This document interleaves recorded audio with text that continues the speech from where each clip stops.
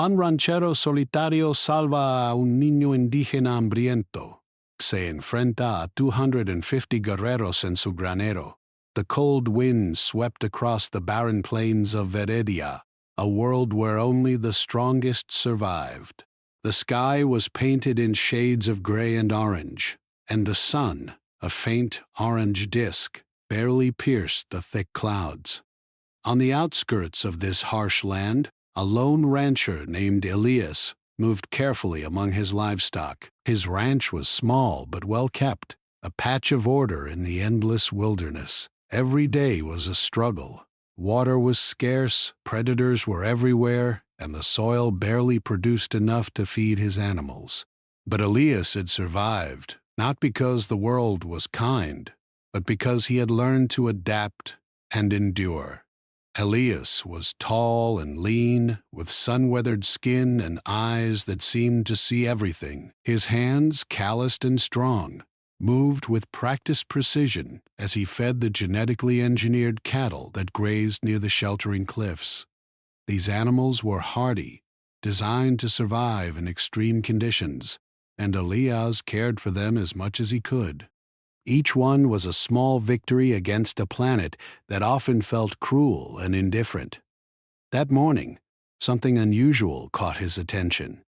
A faint, almost imperceptible sound carried on the wind, a soft whimper. Elias froze, his instincts immediately alert. In all his years on Viridia, he had learned that noises in the plains were rarely harmless. Footsteps of predators, the cry of starving animals, the hiss of machinery in the distance. Every sound was a warning, but this whimper was different. It was human. Elias followed the sound carefully, his boots crunching on the frozen ground. He moved slowly, scanning the horizon, and then he saw it. A small figure curled up near a rocky outcrop. The child was thin, almost skeletal, with dark hair matted to his head and clothes torn and filthy. His face was pale, lips chapped, and eyes wide with fear. He was shivering violently in the cold, barely able to lift his head, when he noticed Elias. Elias knelt down, keeping his hands visible and calm. "Hey there," he said softly. "It's okay." "You're safe."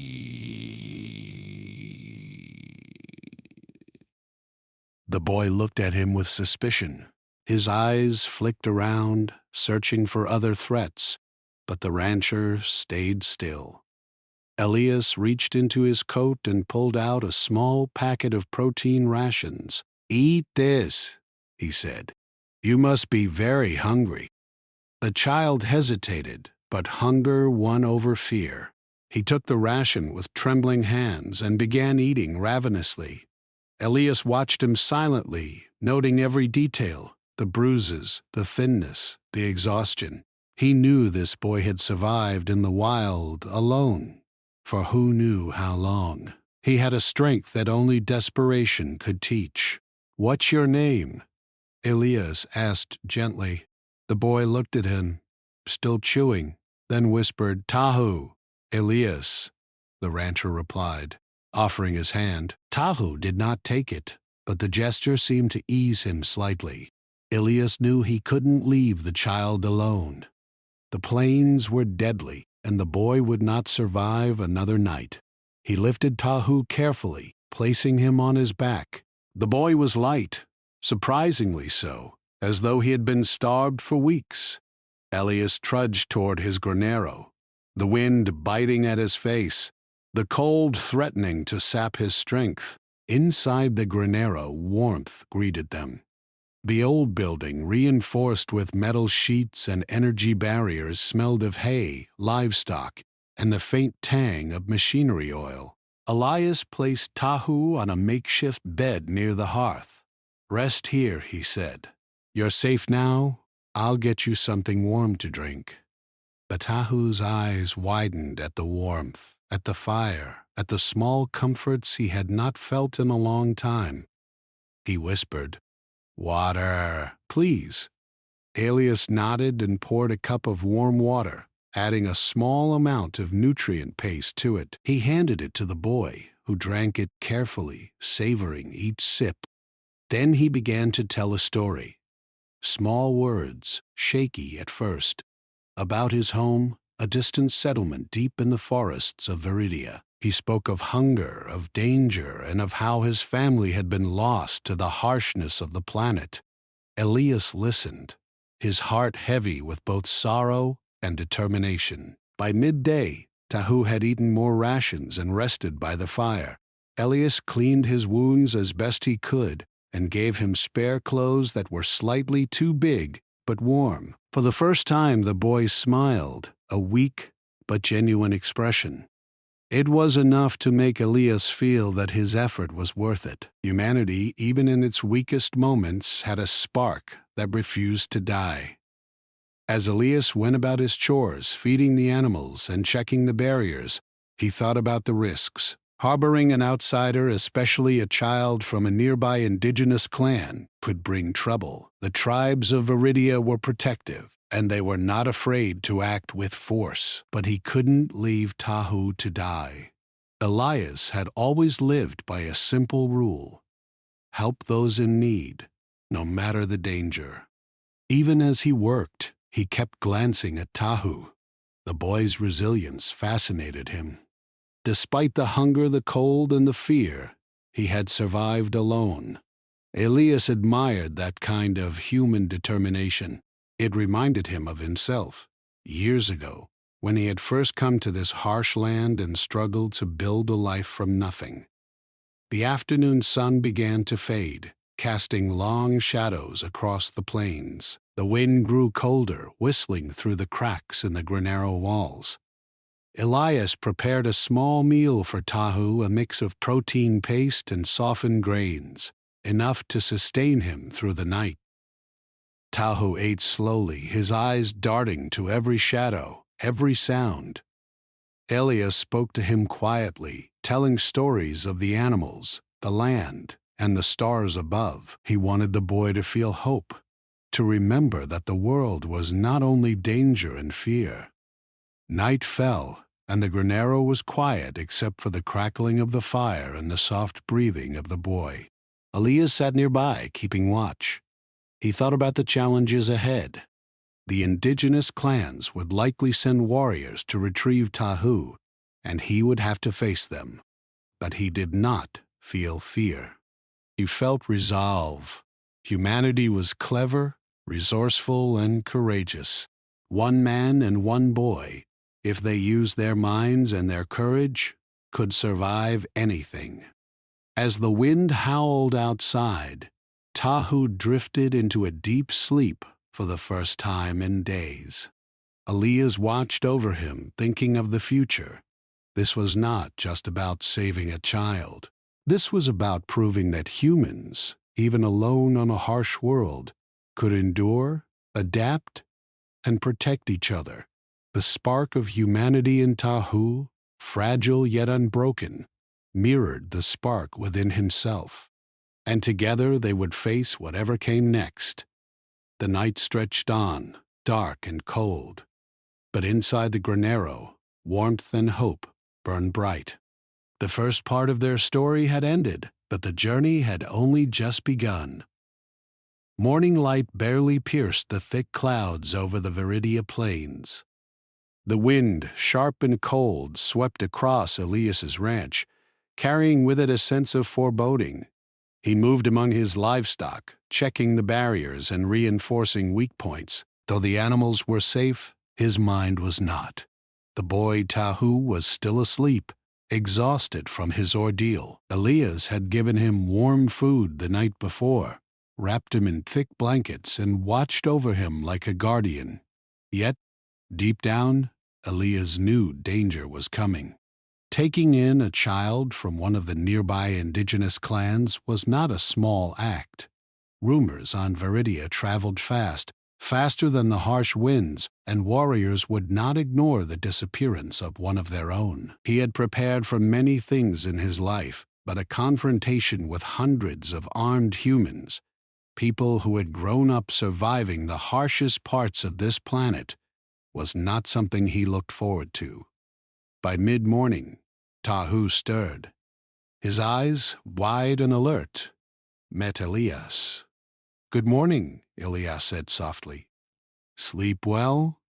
Tahu nodded slowly, his voice still weak. I am hungry again." Elias chuckled lightly, though tension tightened his jaw. "We'll fix that. Then we talk." He poured a warm mixture of grains and protein paste into a small bowl, handing it to the boy. Tahu ate carefully, savoring each bite, but his eyes kept flicking toward the horizon, wary of movement. He had learned quickly. Trust was earned slowly in a dangerous world. Why did you help me?" Tahu asked after a few moments of silence. Elias paused, considering. "Because you needed help. And because that is what humans do. We help each other, no matter the cost." Tahu looked down at his bowl. But my people, they will come. They will be angry." Elias nodded. "Yes, that is likely. But we can face them together." Tahu's gaze lifted, a flicker of hope appearing in his tired eyes. He had been alone for so long, surviving only on instinct. The warmth of the granero, the kindness of Elias, was foreign, yet comforting. He wanted to believe that humans could care for each other. As the day wore on, Elias worked on reinforcing the granero further.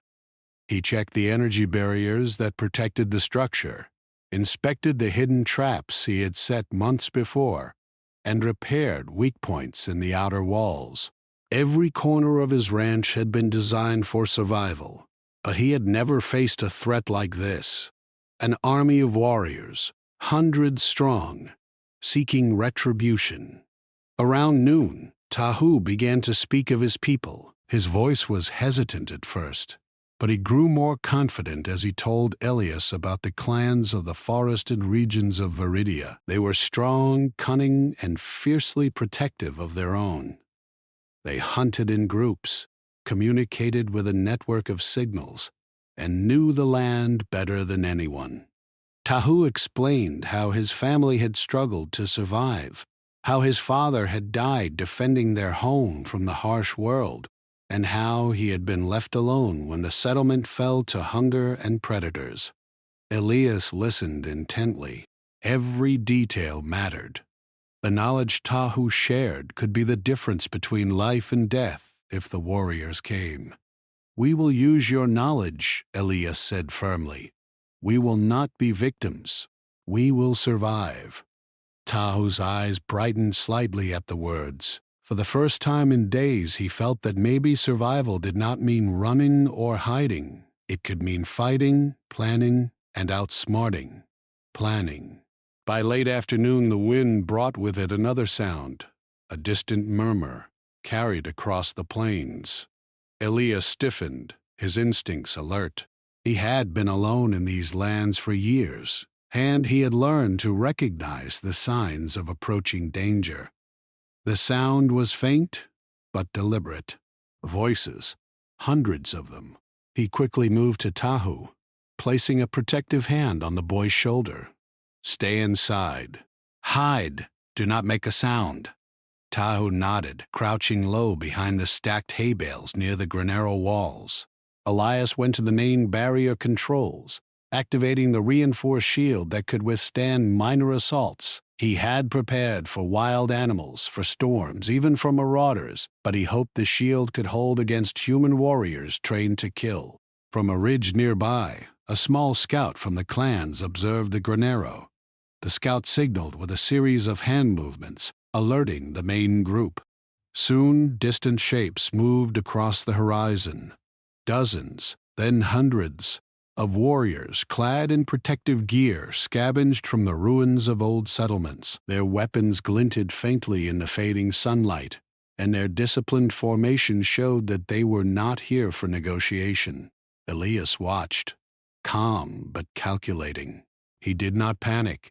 Humanity's greatest strength was not its strength alone. It was its intelligence, adaptability, and courage under pressure. He had survived storms, wild predators, and scarcity. He would survive this too. He began to set up his defenses, moving quickly and efficiently. Smoke traps, mechanical decoys disguised as cattle, and reinforced doorways would buy him time. Tahu, understanding the urgency, assisted. "Here, put this," the boy suggested, guiding Elias to place sharp stakes covered with thin metal plates, an old trick he remembered from his tribe. "They will fall if the warriors step here." Elias nodded, impressed. "Smart thinking, Tahu. You have a sharp mind."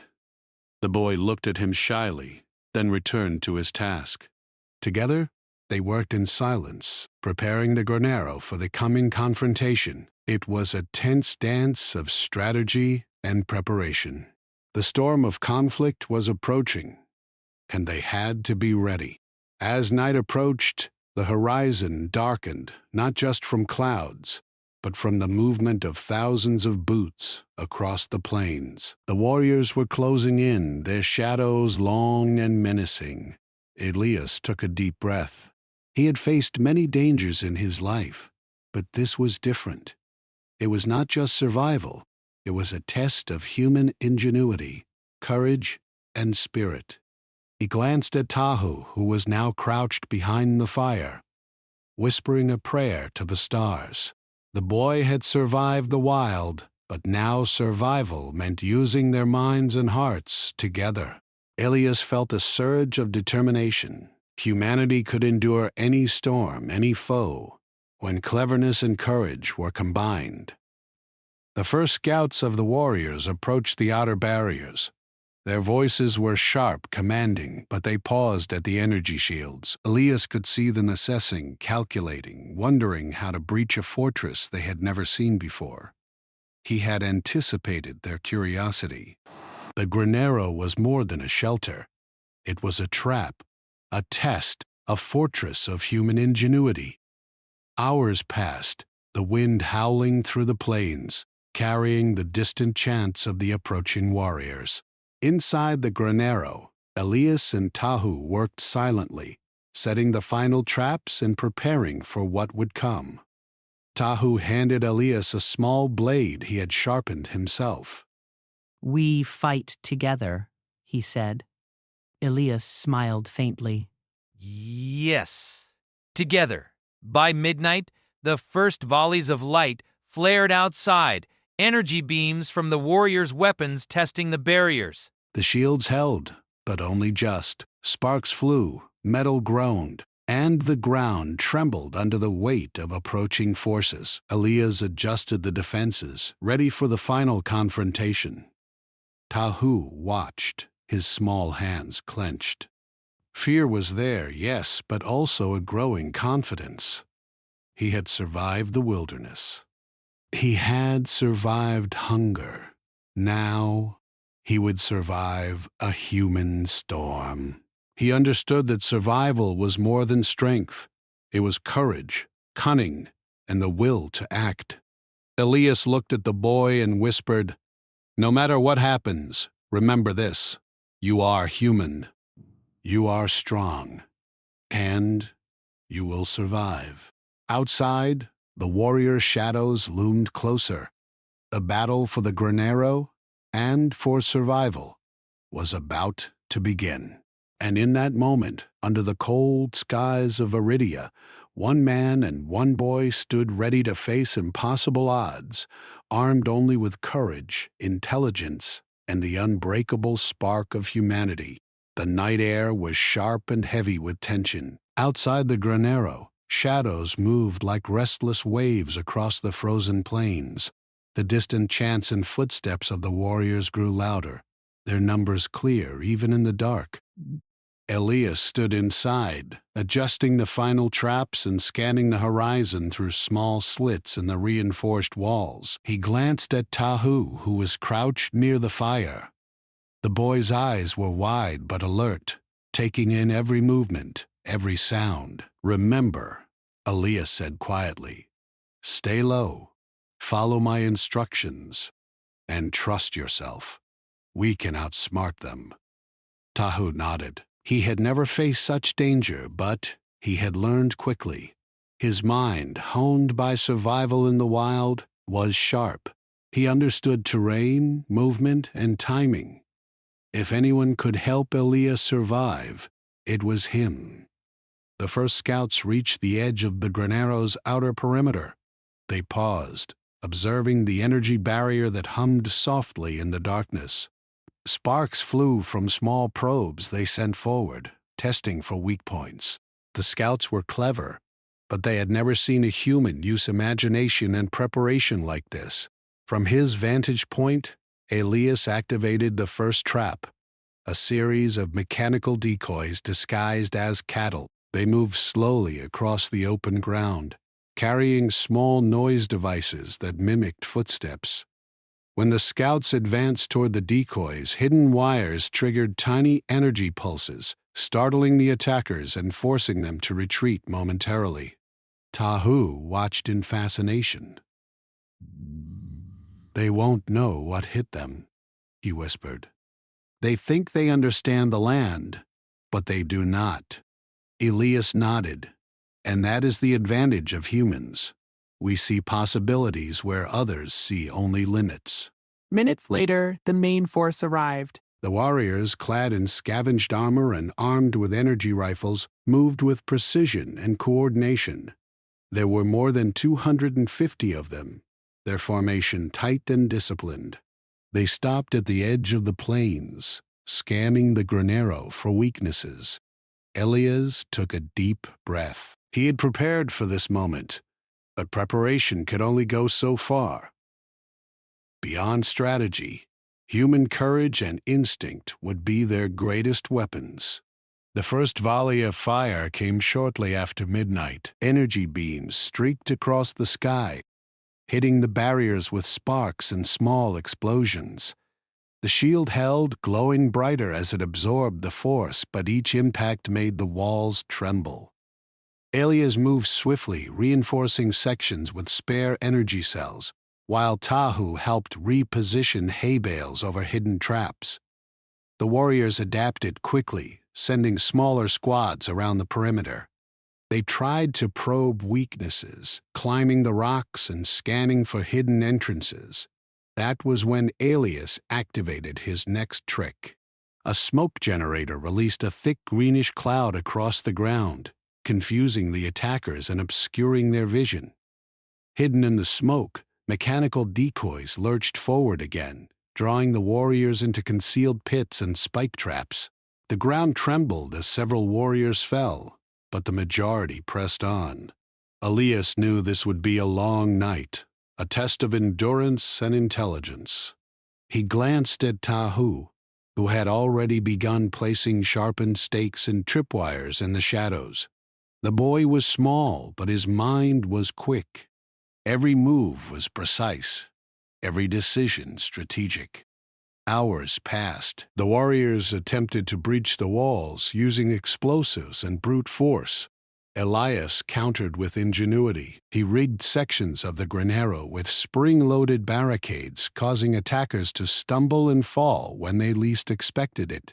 Tahu assisted, pulling wires and releasing traps at exactly the right moment. Together, they created chaos in the enemy ranks, turning fear into hesitation. By 3 a.m., the warriors realized this was no ordinary opponent. The granero was a fortress of traps and intelligence. Every corner defended and every move anticipated. They regrouped, trying to find a better approach. Elias and Tahu observed quietly, learning their tactics, predicting their moves. Humanity's edge was not sheer numbers. It was strategy, adaptability, and courage. At one point, a squad managed to reach the outer walls. They attempted to scale the barrier, thinking brute strength would succeed where cunning failed. Elias had expected this. With a subtle flick of his hand, he triggered a hidden panel, releasing a net made of energy fibers. The attackers were caught, struggling and entangled, while Elias and Tahu kept the fire of the granero low to avoid detection. The boy watched, wide-eyed but calm. "We can win this," he whispered. "We only need to stay smart." Elias smiled faintly. "Yes, that is humanity, courage and intelligence together." Dawn was approaching, painting the clouds in soft shades of pink and orange. The warriors, tired and frustrated, had not expected a single man and a small boy to withstand their assault. Their morale wavered as more of their comrades fell to traps, miscalculations, and the clever use of terrain. Elias and Tahu took advantage of the pause. "We need to make them think we are stronger than we are," he said. "We need to appear everywhere at once." He moved quickly, activating hidden speakers that mimicked the sounds of reinforcements, footsteps, voices, the clatter of weapons. Smoke machines and decoy movements created the illusion of a larger force inside the granero. The warriors hesitated, unsure how to proceed against what appeared to be an army within a small building. Tahu, inspired, suggested a bold move. "If we open the back gate just slightly and use the narrow path by the cliffs, we can funnel them into the traps we made before." Elias nodded. "Good thinking. That path is dangerous for them, but safe for us. Let's use it." Working quickly, they opened a small section of the granero's rear barrier. Sparks flew, and the sounds of movement carried through the night. The warriors, believing it an escape attempt, moved toward the narrow path. One by one they fell into pits, tangled in wires, or triggered spring-loaded spikes. Confusion and fear spread among their ranks. Hours passed like this, a tense dance of strategy and survival. Elias rarely rested, constantly adjusting traps and barriers, while Tahu remained vigilant, alert for any movement. The boy had transformed from a scared child into a clever and resourceful partner. Humanity's adaptability shone brightly, proving that even the smallest and weakest could survive through intelligence and courage. By mid-morning, the warriors' morale had broken. They realized that brute force alone would not win this battle.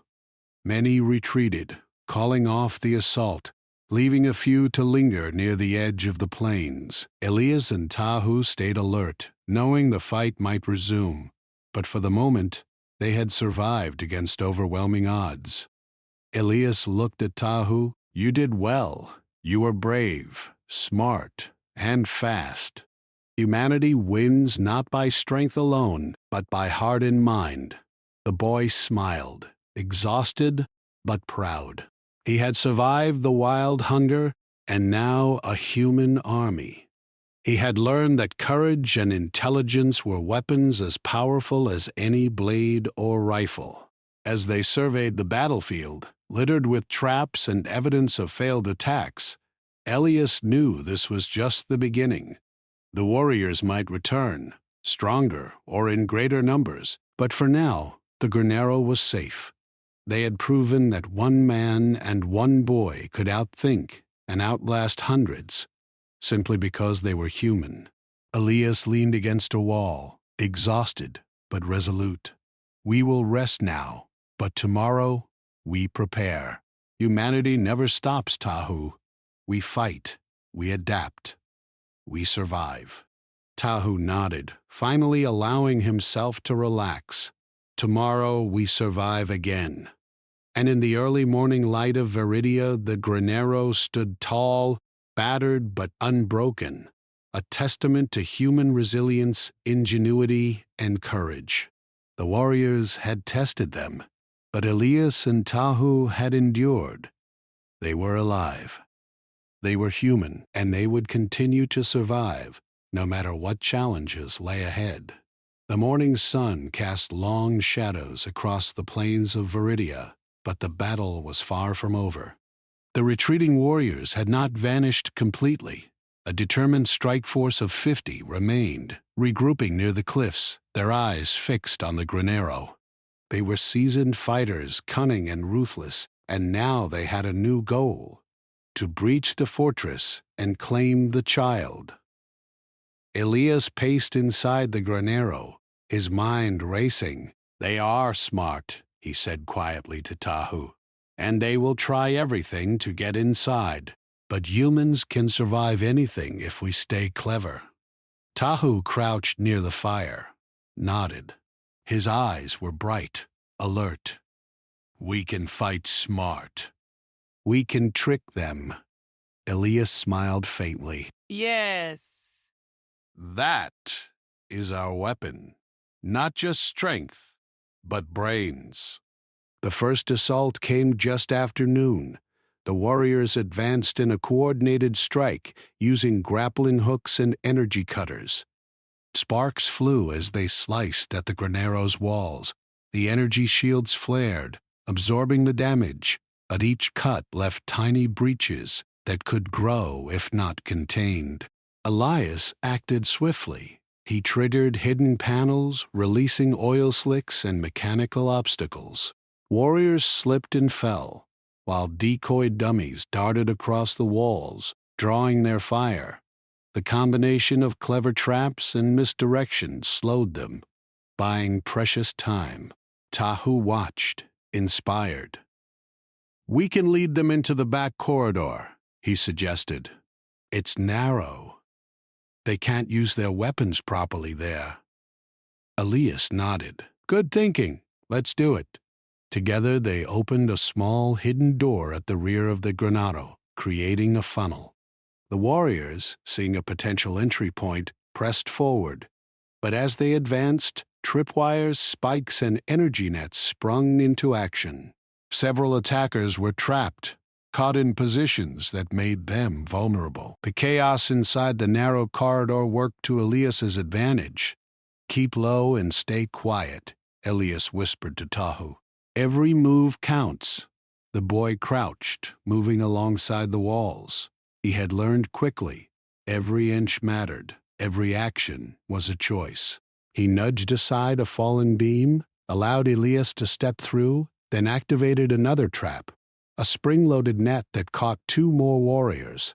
The attackers were clever, but they were not humans who had lived in isolation and survived through intelligence and courage. Every time they thought they had an advantage, Elias and Tahu turned it against them. Hours passed. The fight became a battle of wits and patience. Elias anticipated the warriors' moves, predicting when they would strike, where they would focus, and how they would adapt.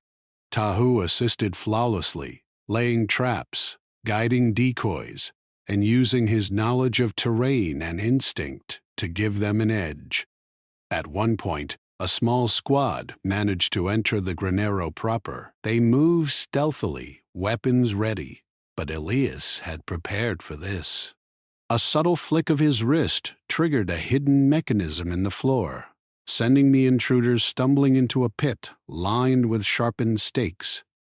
The warriors screamed and struggled, giving Elias and Tahu a critical advantage. "You are learning fast," Elias said quietly, watching Tahu reset another trap. The boy gave a small smile. "We are humans," he replied. "We survive." "That is what we do."